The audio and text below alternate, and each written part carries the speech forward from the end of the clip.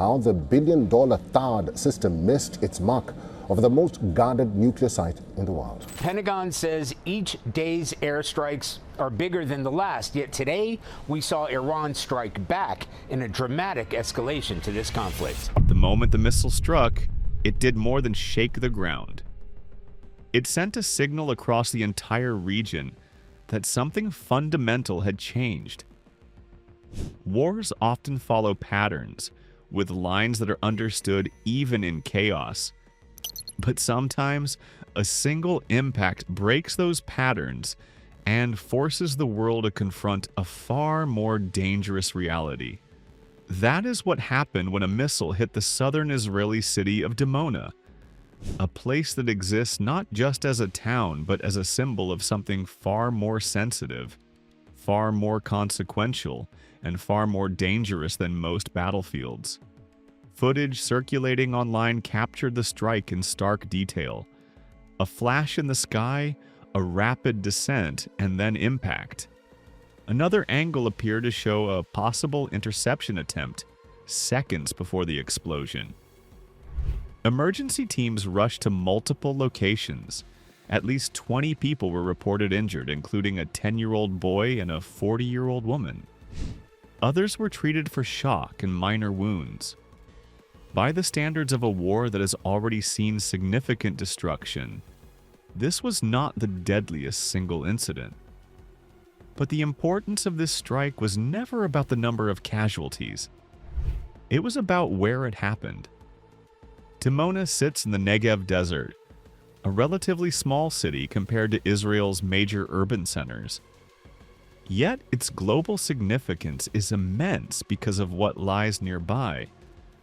On the edge of the city is a nuclear research facility that has never been officially acknowledged as a weapons site, yet is widely believed by analysts and intelligence agencies to be central to Israel's nuclear capabilities. For decades, it has been one of the most secretive and heavily protected installations in the region. Its existence has shaped strategic calculations not only in the Middle East, but around the world. A missile striking near Dimona is not the same as a missile striking any other city. It is a strike in the shadow of a nuclear facility. Even without direct damage to the site itself, the implications are immediate and serious. The nuclear dimension of this war, once discussed only in cautious and indirect terms, has now become visible. The human cost remains clear and personal. A child injured, a woman wounded, families shaken. In a smaller city like Dimona, the impact of a single strike spreads quickly through the community. People know each other. News travels fast. The injured are not distant statistics. They are neighbors, relatives, classmates. The town itself was built in part because of the facility nearby. And now, that same facility has drawn the conflict to its doorstep. This strike did not occur in isolation. It is part of a broader and deeply concerning pattern that has emerged during the conflict. On the other side of the region, Iran's nuclear infrastructure has also come under repeated attack. Reports indicate that the Natanz uranium enrichment facility, a key component of Iran's nuclear program, has been targeted more than once. Satellite imagery from earlier in the conflict showed visible damage to buildings within the complex. Despite this, international monitoring agencies reported no release of radioactive material. Iranian authorities have strongly condemned these strikes, describing them as violations of international law and nuclear safety principles. They have insisted that their nuclear program is peaceful and have warned of the risks associated with targeting such facilities. Each strike, even if it does not result in immediate disaster, increases the risk of something going wrong. The danger is not only in what has already happened, but in how close these incidents have come to something far worse. Perhaps the most alarming example comes from near the Bushehr nuclear power plant, an operational reactor located along the Persian Gulf. Analysis based on satellite imagery identified an impact site approximately 350 meters from the reactor itself. A crater was clearly visible. According to available reports, the projectile destroyed a nearby structure, but the reactor remained undamaged and no injuries were reported. 350 meters. That distance is small enough to walk in just a few minutes. In military terms, it represents a near miss. In nuclear terms, it represents something far more serious.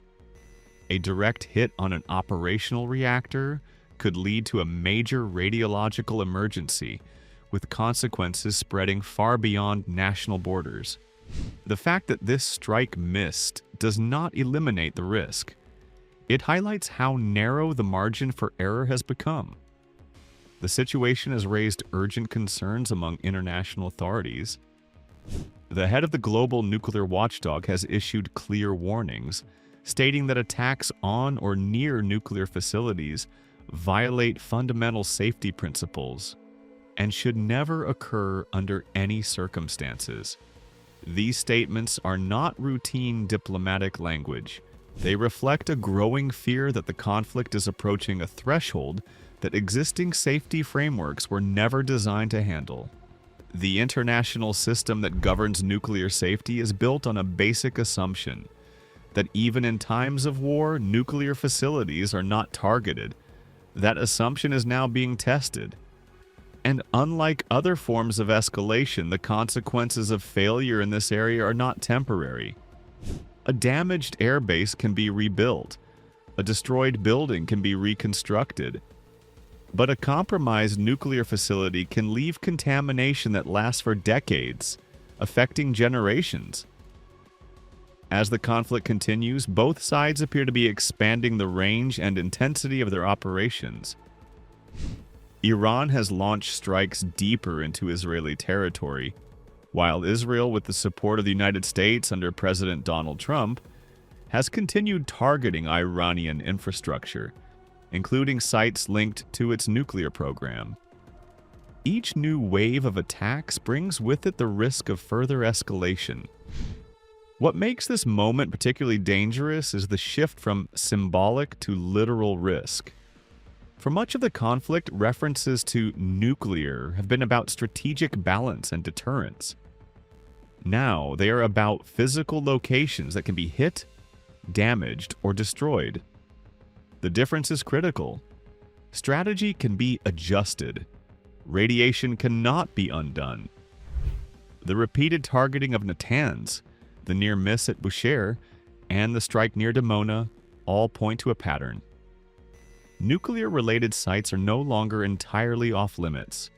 Whether this is by design, miscalculation, or the unpredictable nature of modern warfare, the result is the same. The line that once separated conventional conflict from nuclear risk is becoming increasingly blurred. At Natanz, each new strike raises questions about containment. So far, there has been no reported release of radioactive material, but the more often such facilities are hit, the greater the chance that something will eventually fail. The systems designed to prevent leaks and maintain safety are robust, but they are not invulnerable.